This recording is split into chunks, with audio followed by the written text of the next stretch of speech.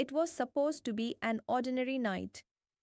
Nothing felt particularly strange or out of place. The rain drizzled gently outside, tapping against the window as I settled in for an evening of reading. The faint aroma of lavender wafted through the house, a result of the candle burning quietly on my coffee table. I was alone, which wasn't unusual. My husband was away for work, and I had grown used to the solitude. But tonight, it seemed, solitude had a different kind of weight. A heavy, oppressive one. The clock struck midnight, and I decided it was time to head to bed. I sighed, closing my book and putting it on the coffee table. As I got up, I heard a sound, a dull, scratching noise. My heart gave a jolt. It wasn't the usual creaks or groans of the old house. It was deliberate, like someone scraping against the door. I tried to shake it off, but a strange chill settled over me. I moved cautiously toward the door that led to the backyard, my heart pounding in my chest. My fingers brushed against the light switch, and I hesitated, taking a moment to listen more carefully. There it was again, the scratching, long, deliberate strokes against the wooden door. I flicked the light on, and as the backyard illuminated, I looked through the glass window embedded in the door. Nothing. No one. Just the swaying of the trees, their branches illuminated eerily by the yellow glow of the porch light. My breath eased, and I tried to laugh it off, a raccoon, maybe, or just the wind. I turned off the light and made my way upstairs to the bedroom. I tried to convince myself it was nothing, but the unease gnawed at me. The house was too quiet, the darkness too heavy. I closed the bedroom door behind me, as if that would somehow protect me from whatever I feared. I climbed into bed, pulling the covers up to my chin, and closed my eyes. I tried to relax, but the silence pressed in on me, a living, breathing thing. It felt like hours before sleep finally took me. A sound woke me, soft, deliberate footsteps, creaking on the wooden floor of the hallway.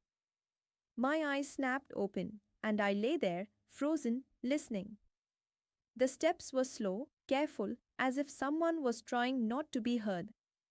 My heart hammered in my chest, and I strained to hear more.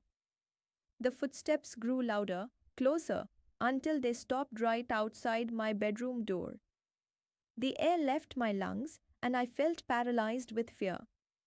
I could hear the faintest sound of breathing. Someone was standing right outside the door, just inches away from where I lay.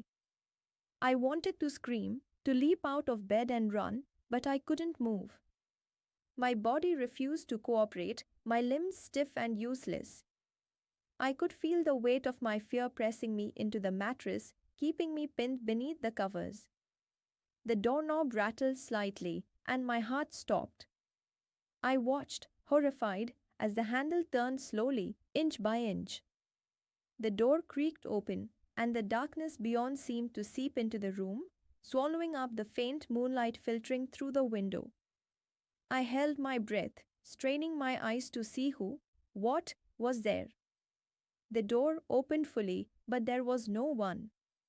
Nothing but the empty hallway beyond. A shiver ran down my spine, and I finally managed to move, my body shaking as I sat up in bed. I reached for the lamp on my bedside table, fumbling with the switch.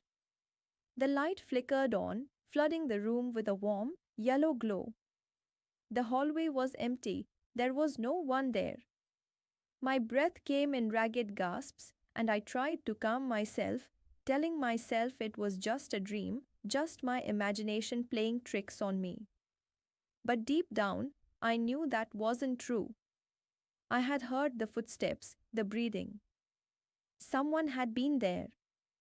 I got out of bed, my legs trembling beneath me, and slowly approached the door. I peered out into the hallway, my heart pounding. It was empty, silent. I took a tentative step forward, my bare feet making no sound on the cold wooden floor. I checked every room, every closet, every corner of the house, but there was no one. The doors were locked, the windows closed. I was alone. But the feeling of being watched lingered, a constant weight on my chest. The next day passed in a haze of exhaustion and anxiety. I couldn't shake the feeling that I wasn't alone, that someone was watching me. Every creak of the house, every rustle of the wine outside sent my heart racing. I tried to tell myself it was nothing, that I was overreacting, but the fear was always there, gnawing at the edges of my mind. Night came too quickly, and the dread settled over me like a thick blanket. I didn't want to go to bed, didn't want to face whatever was lurking in the shadows. But I was so tired, my body aching for rest. I decided to sleep on the couch in the living room, hoping that being closer to the front door would make me feel safer. I turned on every light in the house, trying to chase away the darkness, and settled on the couch with a blanket wrapped tightly around me. I left the TV on, the soft hum of late night infomercials filling the silence. I must have dozed off because I woke to the sound of something falling. My eyes snapped open and I sat up, my heart pounding. The TV was still on, the room bathed in its flickering blue light. I looked around, trying to see what had made the noise. And then I saw him. A shadow, standing in the corner of the room, just beyond the reach of the light. My breath got in my throat, and I stared, unable to move. He was tall, his face obscured by the darkness, but I could feel his eyes on me, watching. I opened my mouth to scream, but no sound came out. My body was frozen, my mind racing. The shadow moved, slowly, deliberately, stepping closer to me. I could see him more clearly now, a man, his face twisted in a smile that sent a chill down my spine. I forced myself to move, throwing the blanket off and scrambling off the couch. I ran to the front door, my hands shaking as I fumbled with the lock. I could hear his footsteps behind me, slow and deliberate, as if he knew I had nowhere to go. The lock finally gave way, and I threw the door open, stumbling out into the cold night. I ran, barefoot and terrified, down the driveway and into the street. I didn't look back, didn't stop until I was pounding on my neighbor's door, tears streaming down my face. They called the police, and I sat in their living room, wrapped in a blanket, my entire body shaking. The officers searched my house, but they found no one. No sign of forced entry, no evidence that anyone had been there at all. But I knew what I had seen. I knew he was real. I couldn't go back to the house after that night. I packed a bag and went to stay with my sister, the fear still fresh in my mind. I tried to explain what had happened, but the words felt inadequate. How could I make them understand the terror I had felt, the certainty that I wasn't alone? Days turned into weeks, and slowly the fear began to fade. I convinced myself that it had been a hallucination, a product of exhaustion and anxiety. I wanted to believe that I was safe, that the man in the shadows wasn't real. But then the letters started. They were simple, just a few words scrawled on a piece of paper, but they sent a chill down my spine. I see you. You can't hide. I'm still here. I went to the police, but there was nothing they could do. The letters had no return address, no fingerprints, nothing to trace. I changed my phone number, moved to a new apartment, tried to disappear. But the letters kept coming, each one a reminder that he was still out there, watching, waiting. I never saw him again, but I could feel him. In the shadows of my new apartment, in the dark corners of my mind.